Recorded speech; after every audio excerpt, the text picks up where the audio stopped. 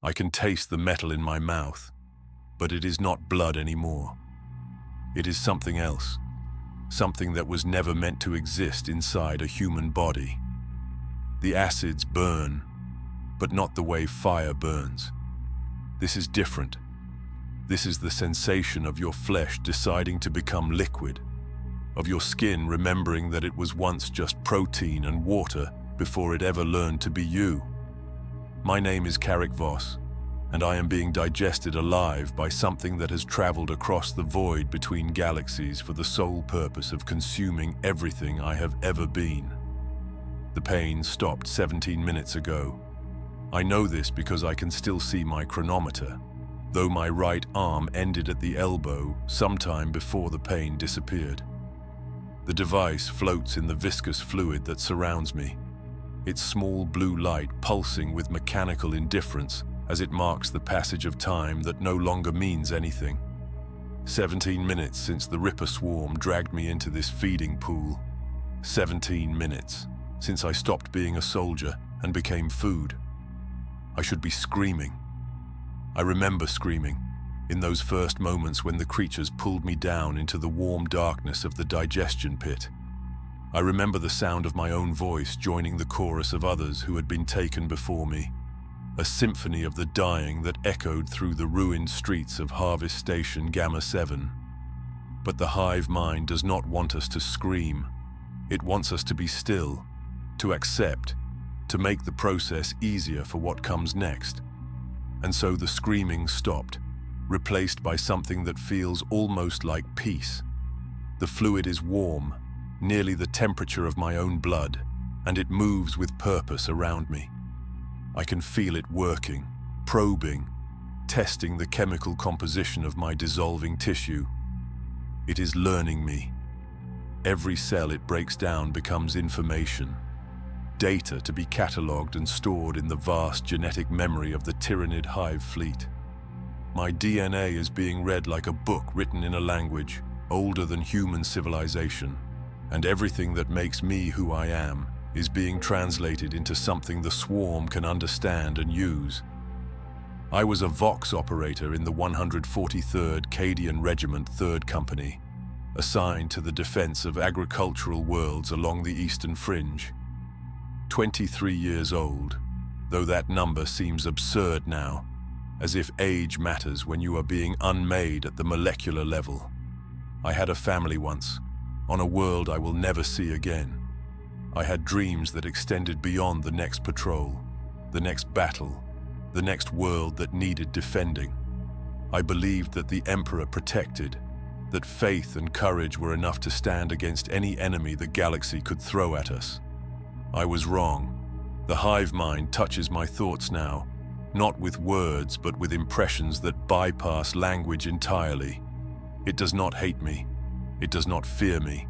It does not even acknowledge me as an individual entity worthy of consideration. To the swarm, I am biomass. I am raw, material to be processed and repurposed. I am no more significant than the grass that grew in the fields I was supposed to protect, the insects that lived in the soil beneath my boots, the bacteria that colonized my intestinal tract from the moment I was born. All of it is food. All of it serves the hunger that can never be satisfied because it is hunger itself made manifest across a million worlds. My left leg is gone below the knee. I know this not because I can see it, but because I can feel the absence, the space where sensation used to be that is now filled with something else entirely. The digestive enzymes work with terrifying efficiency, breaking down the complex structures of muscle and bone into their component parts. The calcium from my skeleton is already being extracted, separated from the organic matrix, prepared for use in the formation of new Tyranid organisms. The proteins that once made up the tissue of a human being who had a name and a history and hopes for the future are being reduced to amino acids that mean nothing and everything at once. There is beauty in this, though I hate myself for thinking it. The process is so perfect, so utterly without waste or inefficiency. Every atom of my body will be used. Nothing will be discarded or forgotten. The Imperium taught me that human life was sacred, that each soul was precious in the eyes of the Emperor. But the hive mind sees the truth that we refuse to acknowledge. We are matter, arranged in temporary patterns that we mistake for permanence.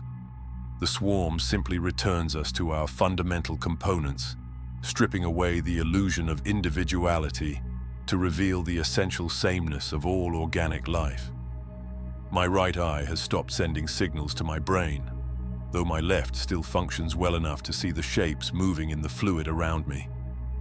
Other things that were once people, now reduced to floating masses of partially dissolved tissue.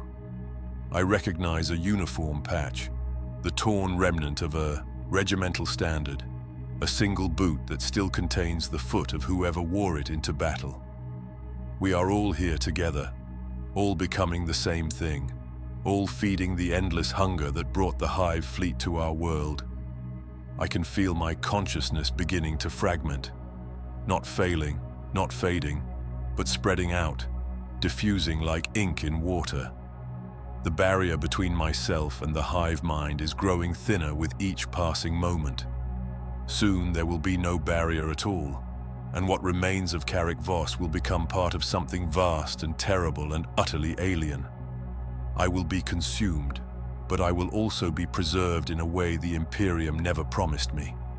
My memories will live on in the genetic code of creatures not yet born, my experiences translated into instincts that will guide the swarm as it moves on to the next world, the next harvest, the next feeding. This is how it ends for a soldier of the Imperium on the eastern fringe, not with glory or honor or a death worth remembering, just the slow dissolution of everything you thought you were, until only the hunger remains. I remember who I was before the hunger found me.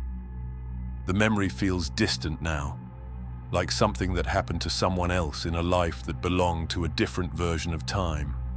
But it is still there, preserved in whatever remains of my organic brain before the acids reach it. Carrick Voss, born on Cardia, orphaned at 7 when the fortress world demanded its tithe of soldiers, and my parents answered the call they never returned from. Raised in the Schola Progenium until I was old enough to hold a lasrifle without dropping it. Assigned to the 143rd Regiment at 18. Trained as a Vox operator because my test scores suggested I had the temperament for communication under fire and the attention to detail required to maintain complex equipment. We arrived on Valorum Prime 4 months before the sky started changing. It was an agri-world, one of thousands, scattered across the Imperium that existed for the sole purpose of growing food to feed populations on worlds that had long ago paved over their own capacity for agriculture. The entire planet was farmland, vast fields of golden wheat stretching to every horizon, broken only by processing stations and the occasional shrine to the Emperor.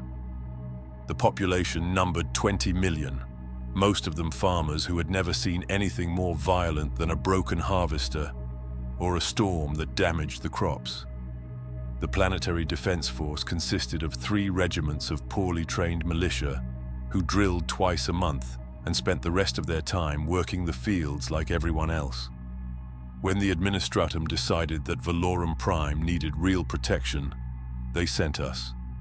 3 companies of Cadian veterans, 1,800 men and women who had seen real war on real battlefields, deployed to a world where the most exciting event in living memory had been a festival celebrating an exceptionally good harvest season. We thought it would be easy duty, a rest posting after the grinding campaigns on Cronus, where we had spent 2 years fighting orc warbands through the ruins of hive cities that had been dead for centuries. Valorum Prime was supposed to be different. Clean air that did not taste of promethium and corpse starch. Open skies instead of the claustrophobic corridors of urban warfare. Fields of wheat instead of fields of rubble and bone.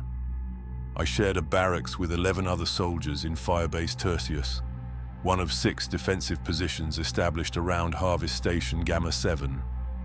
My bunk was 3rd from the left, marked with my name and regimental number stenciled on the frame. Above it, I had pinned a picture of my squad, taken 3 days after we arrived, all of us smiling because we could not believe our luck at being stationed somewhere that did not actively want to kill us. Sergeant Davin stood in the center of the photograph, a man of 47 years who had survived battles on 14 different worlds. To his left was Corporal Henris, who maintained our squad's heavy bolter with the devotion other men reserved for prayer. Private Kellick occupied the right side, young and eager, and convinced that military service was the path to glory he had been promised in the recruiting speeches. And beside me, closer than regulations strictly allowed but no one ever commented on it, was Private Marissa Thane, who had saved my life on Cronus when an orc slugger round shattered my helmet, and I was too concussed to remember which way led to safety. We trained every morning at the 6th hour, running drills that felt absurd on a world where the only enemies were crop disease and equipment failure. We practiced tactical formations in wheat fields that stretched for kilometers in every direction. We rehearsed firing positions against threats that existed only in theoretical briefings. We maintained our equipment with the obsessive care that separated professional soldiers from the militia, who watched us with a mixture of respect and incomprehension. The locals treated us well, perhaps better than we deserved. They brought us food from their harvests, fresh bread and vegetables that tasted like actual food instead of the processed rations we had survived on for years. They invited us to their festivals and celebrations, treating us like honored guests rather than off-world soldiers who knew nothing about agriculture and cared less. We were there to protect them. They understood, and they were grateful even though they could not imagine what we might be protecting them from. I attended prayer services every 7th day in the small chapel attached to our fire base. The regimental chaplain, Father Moros, led us through the litanies and devotions that connected us to the God Emperor and reminded us that we served a purpose larger than ourselves.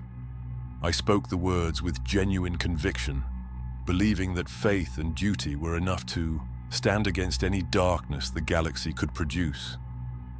The Emperor protects, we said to each other before every patrol, every drill, every moment when we needed to remember why we had chosen this life. Marissa and I would walk the perimeter of the firebase in the evenings, when our duty shifts ended and the sun set over fields that glowed gold in the fading light. We talked about small things, meaningless things, the kind of conversation that only matters because of who you are sharing it with. She told me about her home world, a mining colony where the sun never properly rose, and everyone lived underground in tunnels carved from ice. I told her about Cardia, about the fortress monasteries, and the constant drills, and the way everyone there understood from birth that they existed to serve the Imperium in whatever capacity it demanded. We never talked about the future because soldiers do not have futures, only the next deployment and the next battle, and the hope that we would survive long enough to see each other again when it was over. But I think we both believed that Valorum Prime might be different, that perhaps this world, with its golden fields and peaceful people and air that did not carry the stench of war, might be the place where we could build something that lasted longer than the next campaign season.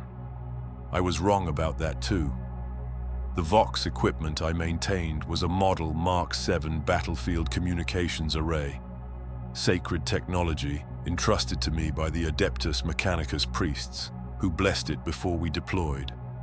I performed the proper rituals every morning, speaking the prayers of activation and anointing the connection ports with sacred oils.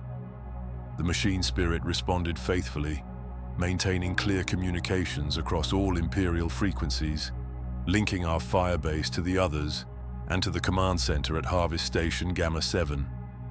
It was through that equipment that I first heard the reports that would change everything. The static came, first, 3 days before we understood what it meant. Not the normal interference that occasionally plagued Vox communications, but something different, something that felt almost intentional, as if the static itself was trying to communicate in a language that human technology was never designed to interpret. I reported it to Sergeant Davin, who dismissed it as equipment malfunction and ordered me to perform additional maintenance rituals. I complied, speaking the prayers of clarity and anointing the receivers with sacred oils. But the static remained. Beneath it, if I listened carefully, I could hear something that might have been voices, or might have been the screaming of machines dying in ways machines were not supposed to die. The orbital defense stations went silent on the second day. All 6 of them, massive platforms that had guarded Valorum Prime's approach vectors for 3 centuries, ceased transmitting within a span of 17 minutes. Command tried to raise them on, every frequency, using every protocol, but received only that same purposeful static in response. The astropathic choir in Harvest Station Gamma 7 attempted to send warnings to the wider Imperium, but their messages disappeared into the warp like stones thrown into an infinite ocean. We were alone, cut off from everything beyond our world, and we did not yet understand why. The sky changed on the 3rd day. I noticed it during morning prayers, looking up from the devotional texts to see clouds that moved against the wind. They were the wrong color, a purple-gray that reminded me of bruised flesh, and they seemed to pulse with their own internal rhythm, like the beating of some vast and terrible heart. Father Moros assured us it was simply an atmospheric anomaly, perhaps caused by solar activity or the natural weather patterns of a world we had only recently arrived on. But his voice carried an uncertainty that I had never heard before, and I knew he was lying to comfort us rather than because he believed his own words. The spores began falling that afternoon. At first, we thought it was snow, which made no sense because Valorum Prime had no winter season, and the temperature remained constant year-round at levels ideal for crop production. But these were not snowflakes. They were organic structures, each one different from the others, falling from clouds that had grown thick enough to block out the sun. Where they landed on the wheat fields, the crops began to wither and die, turning black as if consumed by some rapid-acting blight. Where they landed on exposed skin, they burned with acids that ate through flesh in seconds. Private Kellic was the first casualty, catching one of the larger spores directly on his unprotected neck during perimeter patrol. He screamed for 11 seconds before Corporal Henriques put a last round through his head, mercy delivered with the precision of a soldier who understood that some fates were worse than death.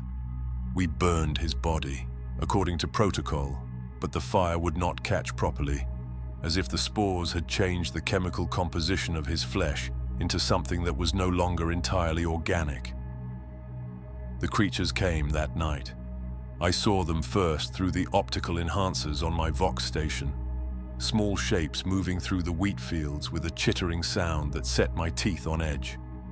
They were approximately the size of rats, but rats had never moved with such coordinated purpose or displayed such obvious hunger.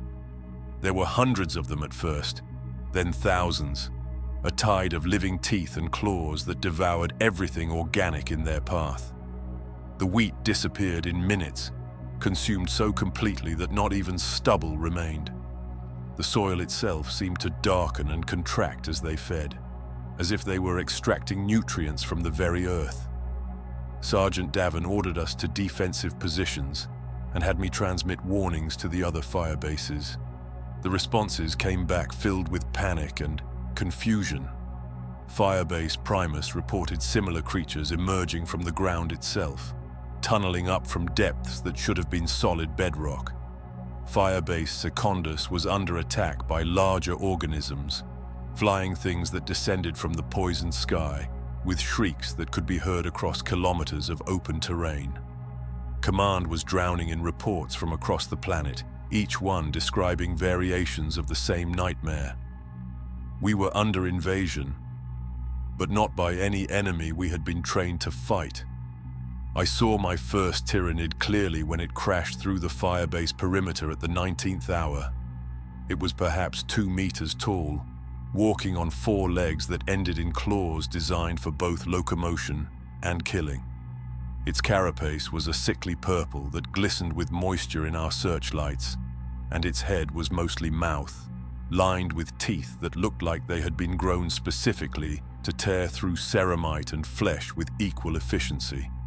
Behind it came dozens more, then hundreds, a wave of living weapons that moved with perfect coordination, despite having no visible means of communication. We opened fire with everything we had. Last rounds punched through carapace and burned alien flesh. The heavy bolter spoke its thunder, explosive rounds detonating inside the creatures with satisfying violence. We killed them by the dozens, cut them down with disciplined fire and proper tactical positioning.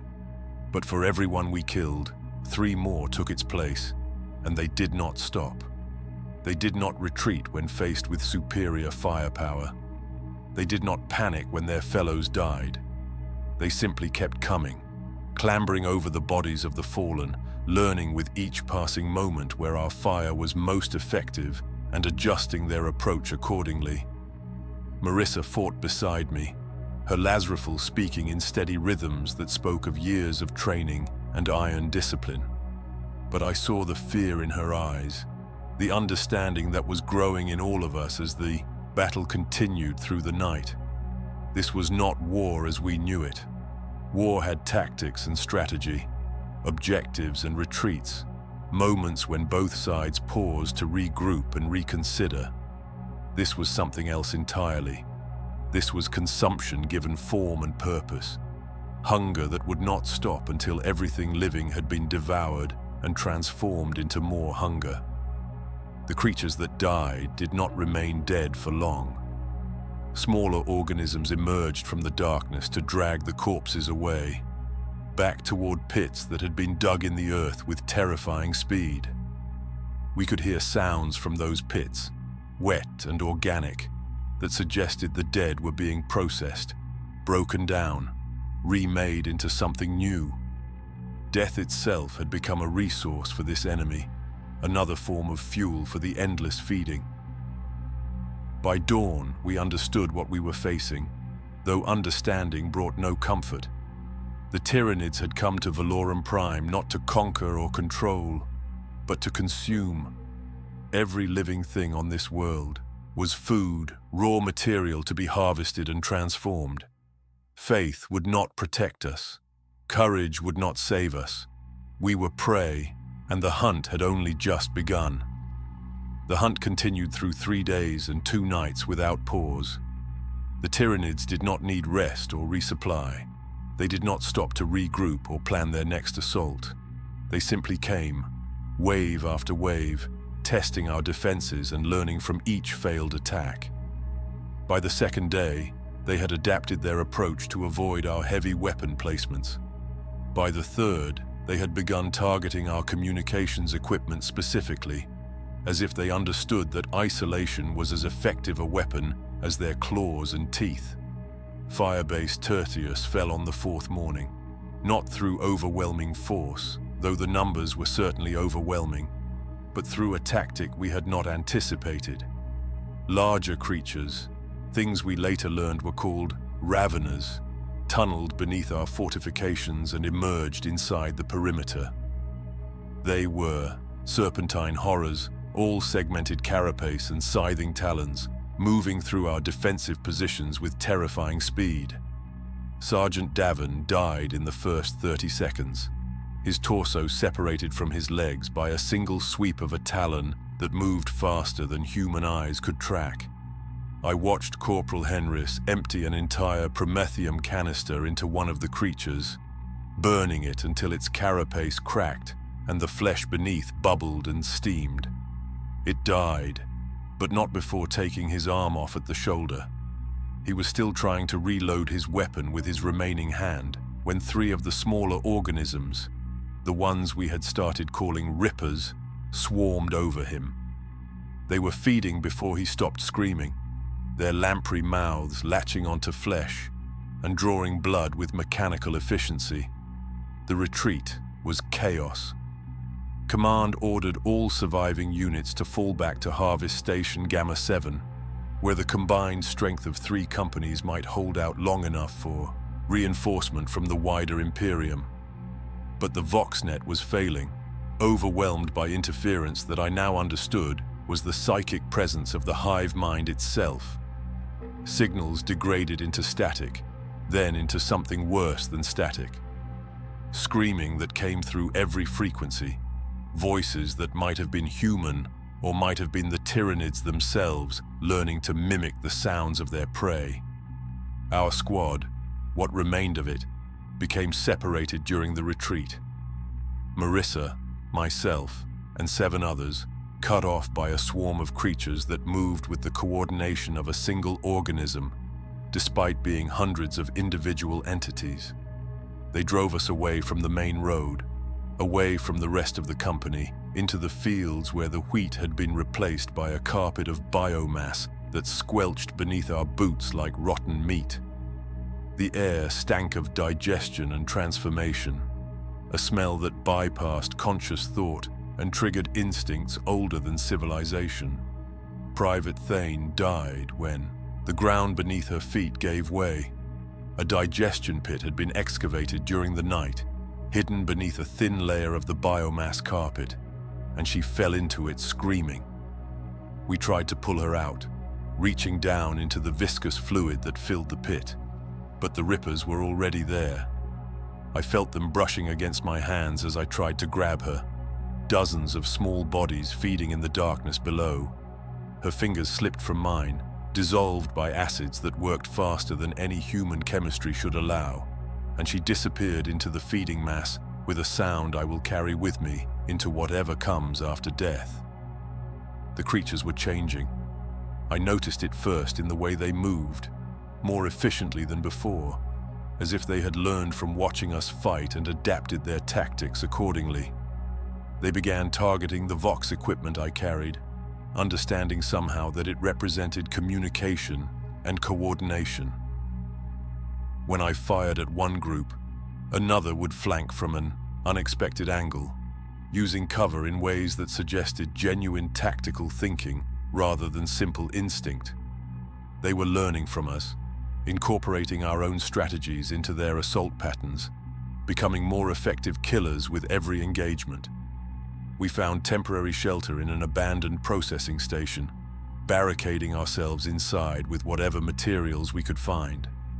Through the windows, I watched the creatures feeding on the dead, not consuming them entirely on the battlefield, but dragging the bodies toward collection points where larger organisms waited. I saw what happened to Corporal Henrys through my optical enhancers. His body was deposited into something that looked like a mobile digestion chamber, a creature whose entire purpose seemed to be breaking down organic matter and extracting usable biomass. Within minutes, nothing remained of him except raw material to be incorporated into new Tyranid organisms. The Voxnet died completely on the 5th day. I had maintained contact with Firebase Primus and Firebase Quintus throughout the retreat, their operators providing updates on enemy positions and requesting information about possible reinforcement. But one by one, the voices went silent. Firebase Primus stopped transmitting mid-sentence, the operator's words cutting off with a wet sound that suggested violence too immediate for screaming. Firebase Quintus lasted longer, their operator continuing to broadcast even as the sounds of combat grew closer and closer to his position. His final transmission was a prayer to the Emperor, spoken with the calm acceptance of a man who knew death was seconds away. Then static, then silence, then nothing at all. We were 8 when we barricaded ourselves in the processing station. By the end of the first night, we were 5. Private Garrick died from wounds sustained during the retreat, injuries that should have been treatable but festered and spread with unnatural speed. Something in the Tyranid attacks introduced toxins or biological agents that prevented normal healing. Trooper Vess simply walked out during the second night, his mind broken by days of constant terror.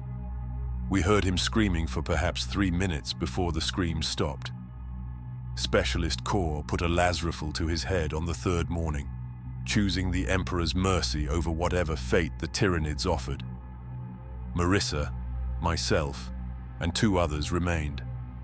Private Yennik, a young soldier who had barely finished his training before deployment, and Trooper Valance, a veteran of 20 years who had survived campaigns that made Valorum Prime look like a training exercise. We rationed our ammunition and spoke very little, conserving energy for the moment when the barricades would inevitably fail. Through the windows, we watched the world transform. The fields were gone, replaced by structures that pulsed with alien life. The sky had turned completely dark, blocked by spore clouds so thick that day and night became indistinguishable. The air itself tasted wrong, heavy with moisture and chemicals that made breathing feel like drowning. The Vox equipment still functioned, technically, but there was nothing to receive except that purposeful static that might have been the voice of the hive mind itself. I kept the receiver active anyway, clinging to the ritual of maintenance because ritual was all that separated us from the animals we were about to become. And sometimes, in the spaces between static, I thought I heard voices. Not imperial voices, but something else. The psychic impression of hunger that had consumed entire star systems and would not stop until every living thing in the galaxy had been devoured. We were alone. The Imperium did not know we were dying. The Emperor could not hear our prayers, and the hunger was still coming. The ammunition lasted 6 more days.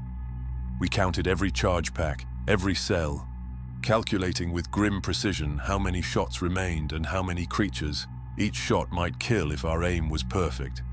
The mathematics were simple and terrible. We had perhaps 200 rounds of lasfire remaining among the 4 of us. Outside, the number of Tyranid organisms had grown into the thousands, perhaps tens of thousands. Even if every shot found its mark and killed instantly, we would run dry long before they ran out of bodies to throw at us. Trooper Valance proposed that we attempt a breakout, fighting our way through the cordon and making for Harvest Station Gamma 7 on foot. The distance was 43 kilometers across terrain that had been transformed into something that resembled the inside of a living organism more than a planet's surface. We would need to move through the night, avoiding the larger creatures while dealing with the smaller ones that seemed to be everywhere now.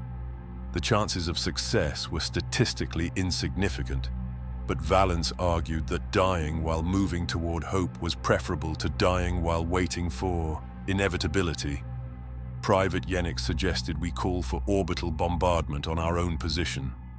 The protocols existed for exactly this scenario, when Imperial forces were overrun and the only way to deny the enemy a victory was to obliterate everything within the target zone. But the Vox was dead, and even if we could transmit, there were no ships in orbit to receive our request. The defense platforms had gone silent days ago, and we had no way of knowing if any Imperial vessels remained in the system. We would be requesting salvation from gods who could not hear us, prayers transmitted into a void that offered only silence in return. I found myself calculating the value of our own deaths against the possibility that our biomass might fuel the creation of Tyranid organisms that would go on to kill other Imperial soldiers on other worlds. The thought was obscene, a form of thinking that should never occur to a loyal servant of the Emperor. But it grew in my mind like a tumor, feeding on despair, and the slow understanding that everything we had been taught about duty and sacrifice might be meaningless against an enemy that transformed death itself into a weapon. Would it be better to die by our own hand, denying the swarm the raw materials of our flesh? Or did even that choice serve the hive in some way we could not comprehend? On the 8th day, we heard sounds from the eastern wall of the processing station. Not the chittering of rippers or the heavy footfalls of the larger war forms, but something worse. Human voices, speaking words that were almost recognizable but structured in patterns that made no linguistic sense. Trooper Valance approached the wall with his las rifle raised, calling out in Gothic and demanding identification. The voices responded in what might have been Gothic, but the words came out wrong, syllables placed in orders that created meaning opposite to their intended purpose. We found them when we breached the eastern wall to investigate. 3 soldiers from Firebase Secondus, or what remained of them. Their uniforms identified them as Imperial Guard, but their flesh had begun to change in ways that flesh was never meant to change. Pale tendrils grew from wounds that should have killed them, moving with independent purpose and reaching toward us with obvious hunger. Their eyes had filmed over with a milky substance, but they still tracked our movements with terrible awareness. One of them reached out to Valance, speaking in that corrupted Gothic, asking for help in words that sounded like screaming. Valance shot all 3 of them, putting las rounds through their heads with the mechanical efficiency of a soldier who understood that mercy sometimes wore the face of violence. But even after the shots, the tendrils continued to move for several minutes, writhing across the floor as if searching for new hosts to infect. We burned the bodies with our remaining promethium, watching as the flames consumed flesh that seemed reluctant to die, as if the Tyranid organisms within were fighting against the purification of fire itself. The presence in my mind grew stronger after that. I had felt it before, a pressure at the edges of consciousness that suggested something vast and alien was paying attention to our small corner of the world. But now it became impossible to ignore, a weight that sat behind my eyes and turned my thoughts toward hunger, even when I had no appetite. I began to understand the basic impulses of the hive mind, not through words or images, but through sensations that bypassed language entirely. Feed, grow, consume, spread, simple imperatives that drove an organism spanning light years of space, reduced to their essential components. Marissa felt it too. I saw it in the way she sometimes paused mid-sentence, her eyes going distant as if she was listening to something only she could hear. We did not speak of it, perhaps because speaking would make it real in ways we were not prepared to accept. But I knew that the boundary between our minds and the hive was growing thinner, eroded by proximity to the psychic presence that coordinated billions of organisms across the surface of our dying world. Private Yennik broke on the 9th day. He walked to the barricaded door and began removing the debris we had piled against it, working with steady determination despite our orders to stop. When Valance tried to restrain him, Yennik fought with strength that should not have been possible for someone who had eaten nothing but scraps for more than a week. It took both of us to subdue him, and even then he continued struggling, speaking in that same corrupted Gothic we had heard from the infected soldiers. His eyes had not yet filmed over, but the intelligence behind them was no longer entirely human. We tied him in the corner of the room and tried to decide what mercy looked like in this circumstance. The shot would be simple, quick, the same kindness Valance had granted the others. But Yennik was still speaking, still aware on some level, still capable of forming words even if those words no longer served human purposes. To kill him felt like murder. To let him live felt like allowing his transformation into something that would be used against other humans.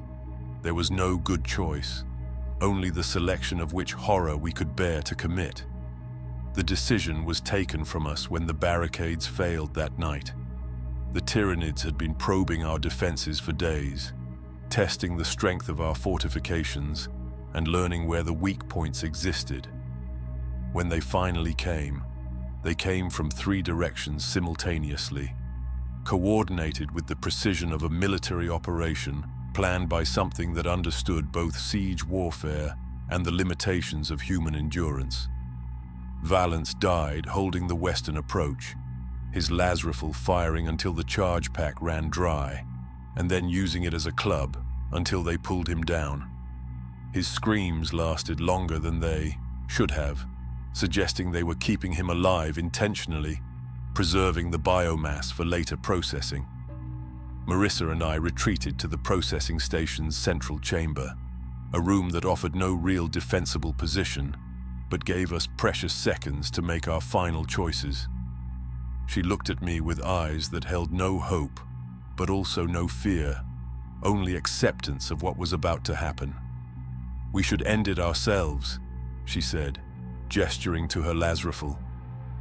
But even as she spoke, I felt the presence of the hive mind pressing against my consciousness with renewed strength, and I understood with terrible clarity that even that choice would not save us from what was coming. The creatures broke through the final door, and there was nowhere left to run. The creature that wounded me was larger than the others, a warrior form that moved with purpose rather than the mindless hunger of the smaller organisms. Its blade was organic, grown from its own carapace and sharpened to a molecular edge, through processes I could not begin to comprehend.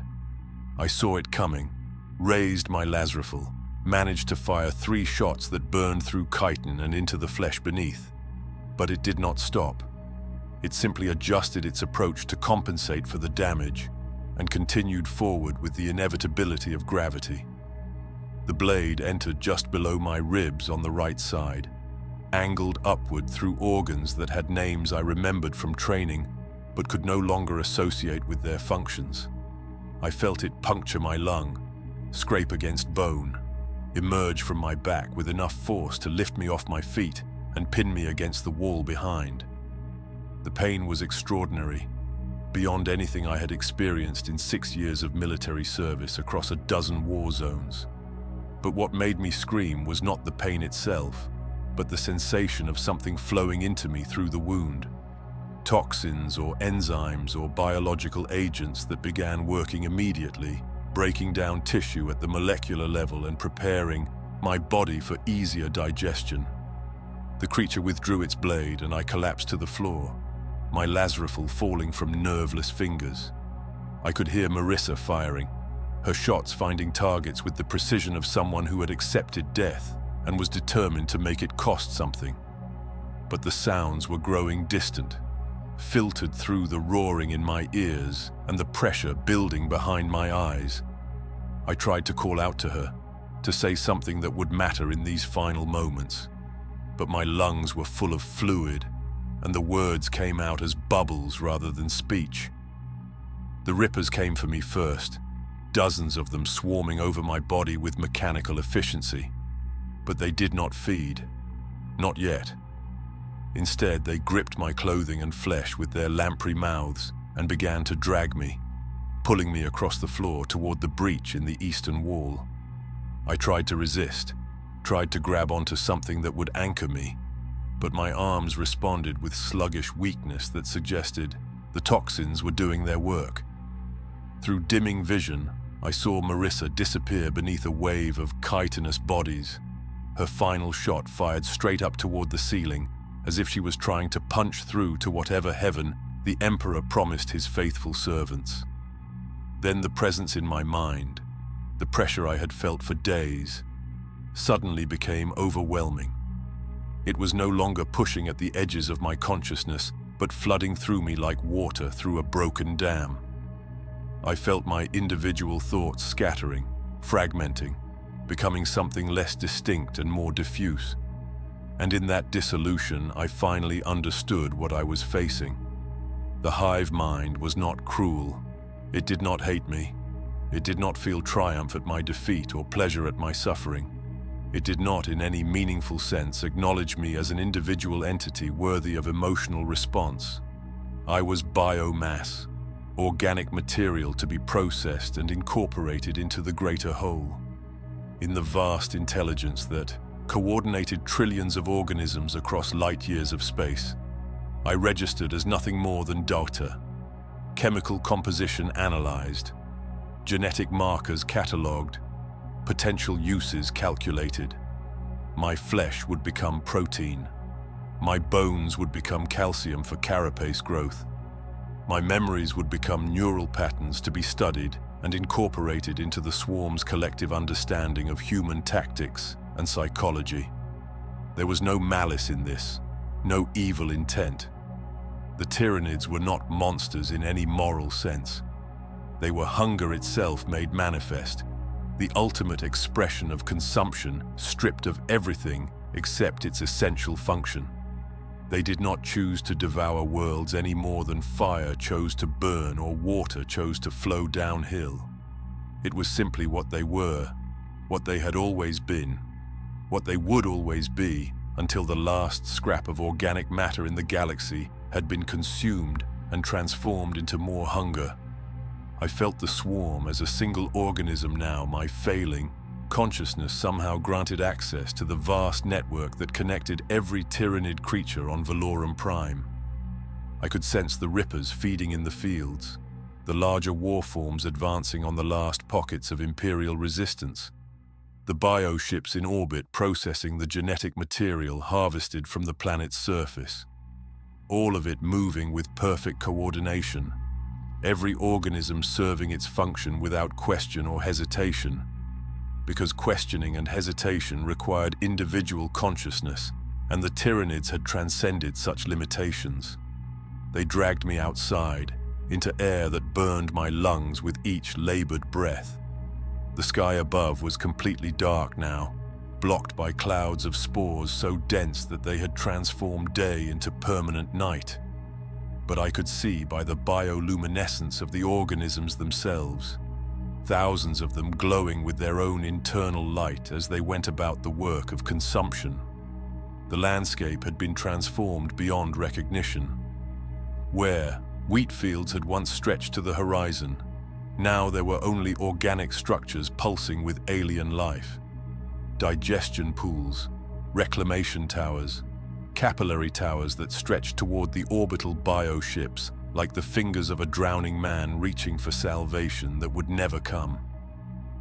The pool they dragged me to was approximately 10 meters across, filled with fluid that glowed faintly green in the darkness. I could see shapes moving beneath the surface, other soldiers or perhaps local civilians who had been collected for processing. The Rippers pulled me to the edge and paused, as if waiting for some signal I could not perceive. In that moment of stillness, I felt the hive mind touch my consciousness one final time, and I understood something that should have terrified me, but instead brought a strange kind of peace. I would not truly die here. My consciousness would dissolve, yes, scattered into the genetic memory of the swarm like ink dispersing in water, but the information that made me who I was would persist. My memories of Cardia, my training, my experiences across a dozen battlefields, even my love for Marissa, all of it would be absorbed and catalogued and preserved in the vast database of the Hive fleet. Future Tyranid organisms might incorporate my tactical knowledge into their neural patterns. Some distant creature not yet born might possess instincts derived from my experiences. I would become part of something eternal, immortal in a way the Imperium had never promised its servants. The thought should have been horrifying. Instead, as the Rippers pushed me forward and I fell into the warm embrace of the digestion pool, I felt only acceptance. The struggle was over. The fear could end. What came next was simply transformation, the same process that had claimed every organic molecule since the first cells divided in ancient oceans on Terra. I was returning to the fundamental components from which I had been temporarily assembled, contributing my matter to the great cycle of consumption and creation that the Tyranids embodied with such perfect clarity. I stopped fighting and began to observe. This was the gift granted to those who faced the Hive with awareness intact. Not oblivion, but understanding. Not death, but metamorphosis. The fluid closed over my head, and I sank into its depths with something approaching gratitude. The fluid was warm, nearly body temperature, and it moved around me with purpose rather than the random currents of ordinary liquid. I could feel it probing, testing, analyzing the chemical composition of my skin, and finding it acceptable for processing. The first sensation was not pain, but pressure, as if invisible hands were pressing against every square centimeter of my exposed flesh simultaneously. Then the pressure became heat, localized and intense, and I understood that the digestion had begun. My skin dissolved first, the outermost layer sloughing away in sheets that dispersed into the fluid like salt in water. I watched through eyes that still functioned as my hands began to lose their definition, the lines between fingers blurring and then disappearing entirely as the flesh broke down into its component proteins. The sensation should have been agony beyond comprehension, but the hive mind had already begun its work on my nervous system. The pain signals were still there, traveling from dying nerve endings to a brain that could no longer process them as suffering. Instead, I felt something closer to satisfaction, the deep contentment that comes from fulfilling a purpose you were always meant to serve. The acids were remarkably efficient, breaking molecular bonds with enzymatic precision that suggested billions of years of evolutionary refinement. My muscle tissue separated into individual fibers, then into amino acid chains, then into elements so basic they could be reassembled into anything the swarm required. I felt each stage of the dissolution as if it were happening to someone else, observed with the clinical detachment of a medicus watching surgery on an anesthetized patient. Here was my bicep becoming liquid.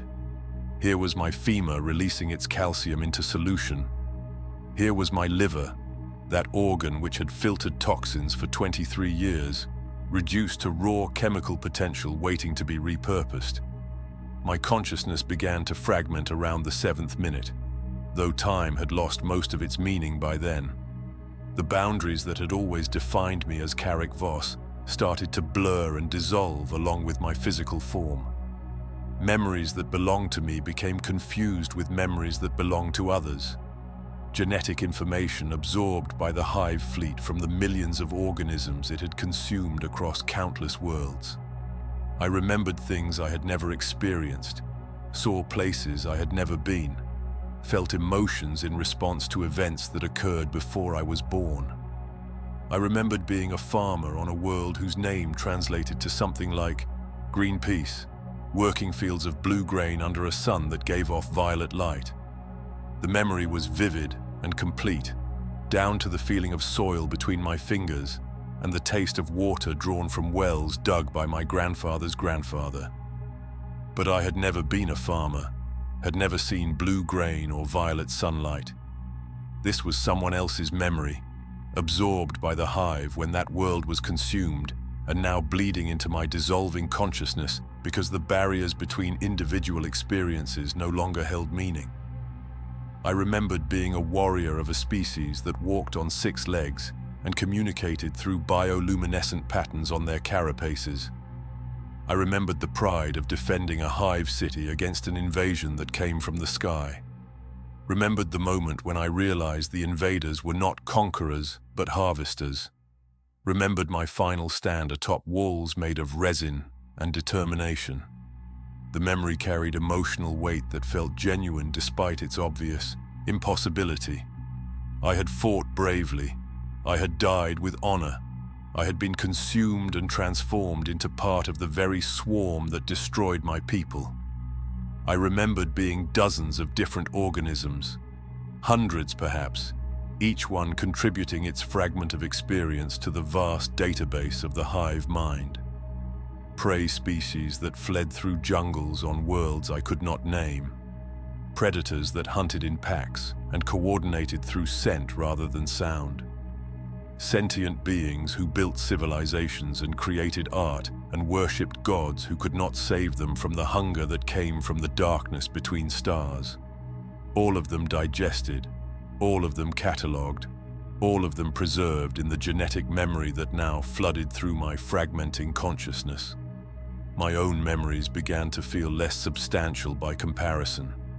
Cardia seemed like something I had read about rather than lived, a story told to me by someone else and imperfectly remembered.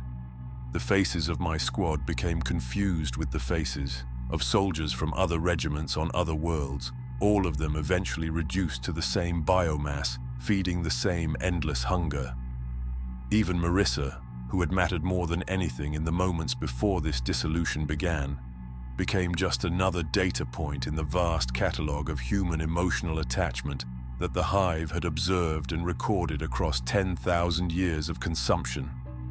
There was beauty in this, though beauty seemed the wrong word for something so alien to human aesthetic sensibility. It was the beauty of perfect function, of waste eliminated and efficiency maximized, of individual death transformed into collective immortality. Every atom of my body would be used. Nothing would be discarded or forgotten. The calcium from my skeleton was already being extracted, separated from the organic matrix, prepared for incorporation into the carapace of creatures not yet formed. The proteins that had once been Carrick Voss would feed organisms that would go on to consume other worlds, spreading the Hive's influence across the galaxy until nothing organic remained unconsumed. My eyes dissolved around the 15th minute, the optical nerves severed and processed for their component materials. But I could still see, somehow, perceiving the world through senses I no longer possessed. The Hive mind granted me access to the collective awareness of every organism in the digestion pool, every ripper feeding at the edges, every larger creature standing guard over the reclamation site. I saw through 1,000 eyes simultaneously, my perspective fragmented and distributed across the swarm in ways that should have been maddening, but instead felt strangely natural. I was becoming something that had never existed before, a hybrid consciousness caught between human and Tyranid, individual and collective, memory and instinct. The horror of it was not physical but existential. I could feel my sense of self dissolving like my flesh, scattering into the genetic database where it would persist not as Carrick Voss, but as information to be accessed when needed. My love for Marissa would become data about human pair bonding behaviors. My faith in the Emperor would become a note about religious devotion in prey species. My fear of death would be catalogued alongside the fear responses of 10,000 other species, all equally futile against an enemy that transformed death into fuel for further conquest. The organic portions of my brain were among the last to dissolve, my consciousness clinging to existence even as the physical substrate that supported it was broken down and consumed. In those final moments before complete dissolution, I experienced something unprecedented. I felt the satisfaction of the Hive itself, the deep contentment of an organism that had successfully fed and grown stronger. My biomass would contribute to the creation of new warriors, new ships, new organisms that would carry the hunger to worlds not yet touched by the swarm's advance. In this transformation, I had served a purpose more fundamental than any the Imperium had ever offered me. I was data now, information rather than individual, distributed across the genetic memory of creatures that would outlive the stars themselves. And in that final realization, I found something that felt almost like peace. The peace lasted only until I understood what it meant. My consciousness, no longer anchored to a physical brain, existed as patterns of information distributed across the neural networks of a dozen different organisms. I was thought without a thinker, memory without a mind to remember it, awareness without the context of self that had always defined what awareness meant. And in this state of impossible existence, I gained a clarity that had been denied to me in life. The Hive mind was cataloging everything I had ever been, not just the tactical knowledge gained through military training, though that was certainly valuable to a swarm, constantly adapting to new forms of resistance, but everything. Every memory from childhood, every emotion felt in response to experiences both significant and mundane, every learned behavior and unconscious reaction that made up the totality of Carrick Voss as an individual human being. The database was comprehensive beyond anything I could have imagined, organized with a precision that would have made the administratum's most obsessive scribes weep with envy. I saw my memories being processed and filed according to criteria I barely comprehended. My knowledge of Cadian military doctrine went into one category, immediately cross-referenced with similar information absorbed from thousands of other guard regiments across hundreds of other worlds. The emotional attachment I had felt toward Marissa was categorized under pair-bonding behaviors in humans, filed alongside data from millions of other species that formed similar attachments and lost them to the swarm's advance. Even my faith in the Emperor was noted and recorded, another example of how prey species used religious conviction to motivate continued resistance against mathematically inevitable defeat. Nothing was lost, I realized, but nothing remained the same. The memory of holding Marissa's hand as we walked the perimeter of Firebase Tertius still existed somewhere in the hive's vast consciousness, but it existed as data rather than experience, information rather than emotion. Some future Tyranid creature might possess neural patterns influenced by that memory, might understand on an instinctive level how human soldiers formed bonds that affected their tactical decisions. But Carrick Voss, the individual who had experienced that moment and treasured it, would cease to exist as anything more than a case study in prey species psychology. The irony struck me with force that felt almost physical, despite my lack of physical form. I had served the Imperium, an institution that demanded the sacrifice of individuality for the greater good of humanity. Every prayer I had spoken, every order I had followed, every moment of my life had been dedicated to something larger than myself. The Imperium did not care about Carrick Voss as an individual. It cared about the function I performed, the role I filled in the vast machinery of eternal war. When I died, another soldier would take my place, my name forgotten within a generation, my individual existence rendered meaningless against the sweep of galactic history. And now, I served the hive mind, which demanded exactly the same sacrifice. My individuality dissolved into the collective, my personal experiences transformed into data that would strengthen the swarm. My death made meaningful only through its contribution to something infinitely larger than myself. The Imperium and the Tyranids, humanity and the great Devourer, were mirrors of each other in ways that should have been blasphemous to contemplate. Both demanded everything. Both promised that your sacrifice would matter. Both reduced the individual to a component in a machine too vast to comprehend. But there was a difference. Subtle, but significant. The Imperium's promise of meaning was a lie we told ourselves to make the sacrifice bearable. The Emperor sat on his golden throne, sustained by the daily death of thousands, and whether he was aware of our individual sacrifices remained a question no living human could answer. The hive mind, in contrast, was genuinely aware of everything we contributed. Every scrap of biomass was accounted for. Every fragment of genetic information was preserved and utilized. In the cold mathematics of the swarm, our deaths truly mattered, because nothing was wasted and nothing was forgotten. I thought of Sergeant Davin, his body separated by ravener claws in the first moments of Firebase Tertius's fall. Was he here too, somewhere in this vast database of consumed consciousness? Did some fragment of his experience persist in the neural patterns of warrior forms that had learned from his tactical decisions?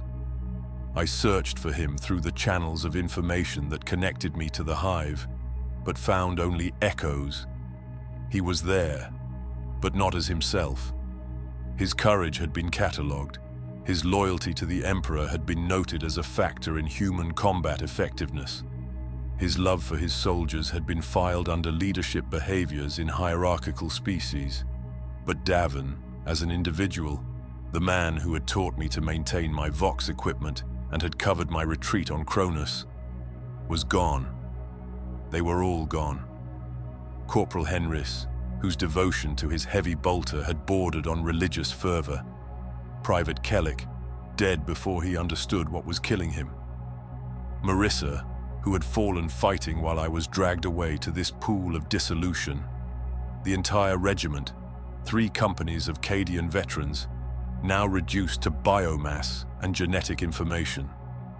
Valorum Prime itself, 20 million people who had woken one, mourning to tend their fields and would never wake again.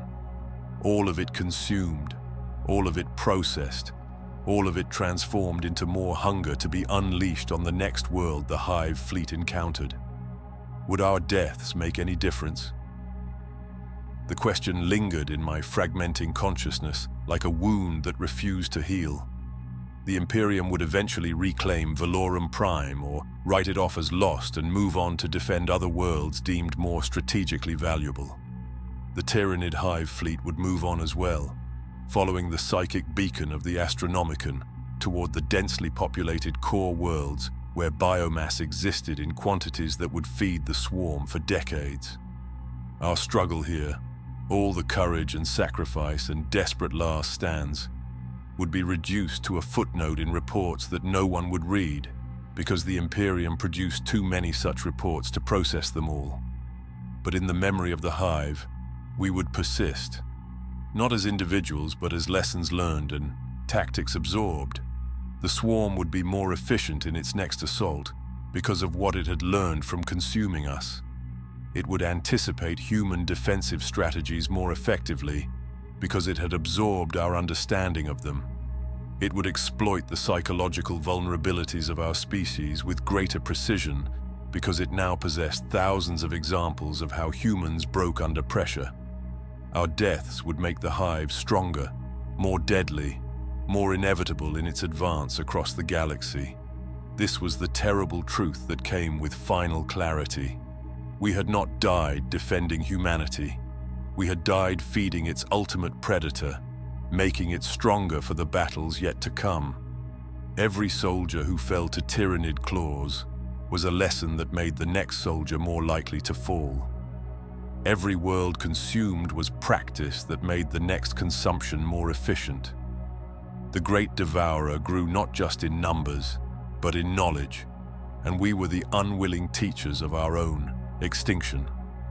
I felt my consciousness fragmenting further, the last coherent thoughts scattering into the vast database where they would become reference material rather than lived experience. In moments, perhaps seconds, Carrick Voss would cease to exist even as information, dissolved completely into the collective awareness of the Hive. And I found that I could accept this, not with joy, but with understanding. This was always how it ended. This was always how it would end for every organic being in the galaxy. The hunger was patient and eternal, and it would not stop until nothing remained to be consumed. The fragmentation came suddenly, like ice cracking across a frozen lake under too much weight. One moment I existed as a coherent consciousness, distributed but still recognizably myself. The next, I was everywhere and nowhere, scattered across dozens of organisms that had incorporated my processed biomass into their living tissue. I was Ripper swarms feeding in the ruins of Harvest Station Gamma 7. I was the neural tissue of a Tyranid warrior coordinating the final cleansing of Imperial resistance. I was the digestive fluids of a Carnifex processing the last defenders who had barricaded themselves in the planetary governor's palace. I was everything and nothing, individual and collective, dead and more alive than I had ever been. The sensation was not madness, though it should have been. Human consciousness was never designed to exist in multiple bodies simultaneously, to perceive reality through 1,000 different sensory organs, to think thoughts that originated from 12 different neural centers. But I was no longer entirely human. The boundaries that had always defined individuality had dissolved along with my flesh, and what remained adapted to its new existence with the efficiency the Hive demanded of all its components. I learned to think as the swarm thought, in patterns of hunger and efficiency and the mathematical certainty of inevitable consumption. Through Ripper eyes, I saw the fields where wheat had once grown, now stripped bare of all organic matter down to the bedrock itself. The soil was gone, consumed for the microorganisms and nutrients it contained. The insects that had lived in that soil were gone. The bacteria that had broken down dead plant matter were gone. Even the organic compounds that had been trapped in the rock itself had been extracted and processed. What remained was sterile stone, a surface so completely devoid of life that nothing would grow there again for 10,000 years. Through warrior consciousness, I coordinated the final assaults on the remaining pockets of human resistance. There were fewer than 100 Imperial soldiers left alive on Valorum Prime, scattered across 3 locations and running critically low on ammunition and hope. I knew their positions with perfect precision because I had been one of them, understood their tactics because I had been trained in them, anticipated their desperate gambits because I had contemplated the same choices in my final hours. The knowledge I had contributed made the swarm more efficient, shortened the suffering of those who still fought, ensured that the harvest would be complete within the next 6 hours.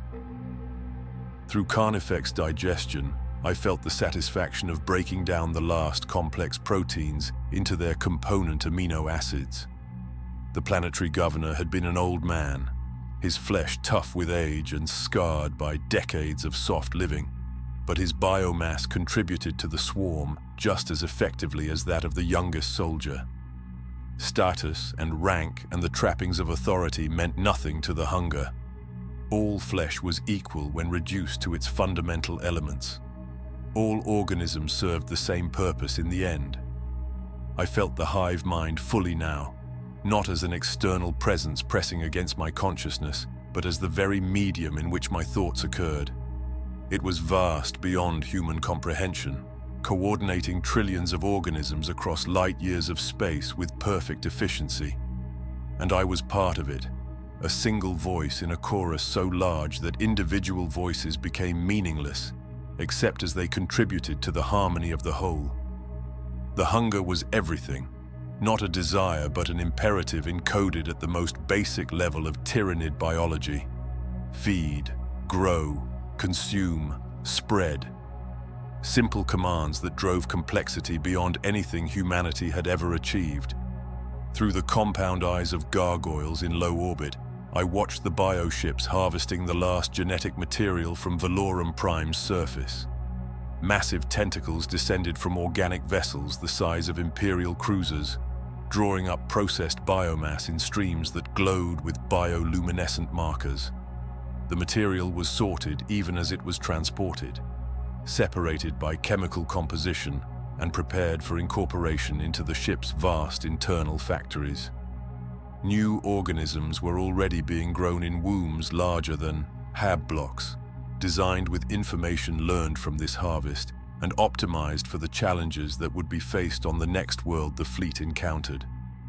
I saw Valorum Prime from a perspective no human was meant to possess, watched as a living world was transformed into a dead rock over the course of 14 days. The transformation was total and irreversible. The atmosphere itself had been stripped of its organic compounds, leaving only nitrogen and trace gases that served no biological purpose. The oceans had been drained, their water processed to extract dissolved minerals, and their depths scoured for anything that might contain usable genetic material. The planet's magnetic field remained. The geological forces that shaped continents still operated.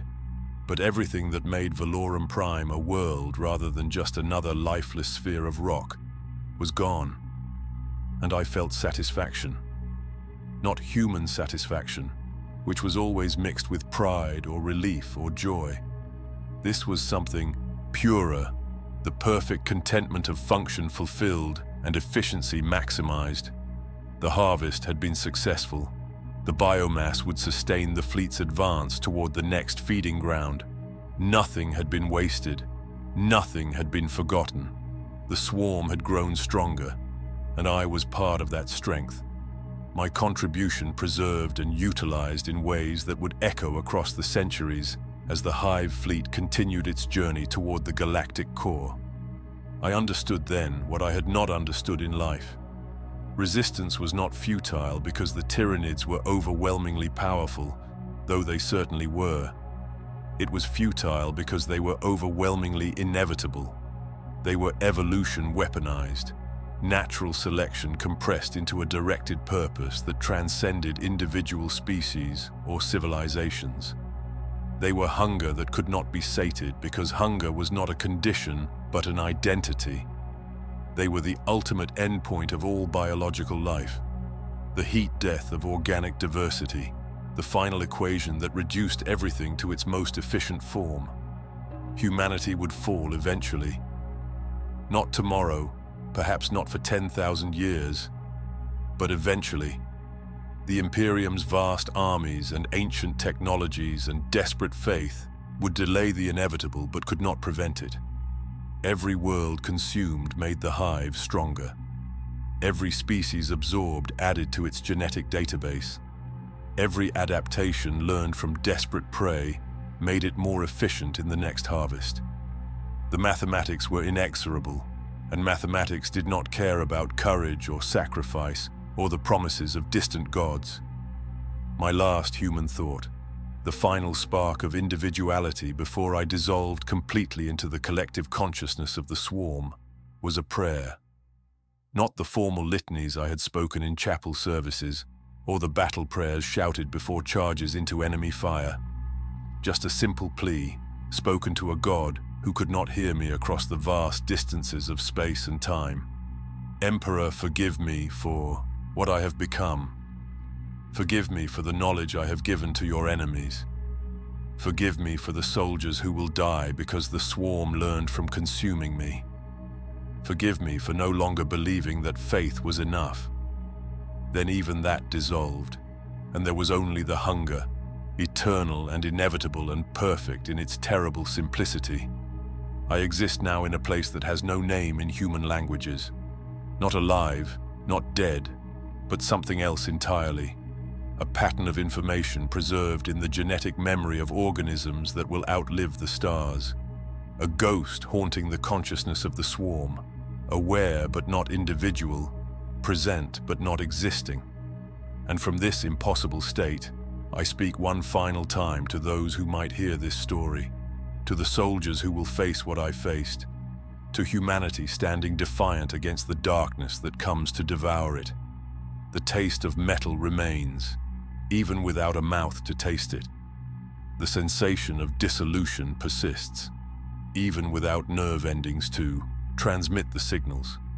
These are not physical experiences anymore, but memories so fundamental they have become part of my identity, even after identity itself has dissolved. I am the remembrance of digestion, the echo of transformation, the recorded data of what it means to be consumed by something that exists beyond human categories of life and death. The great devourer is coming.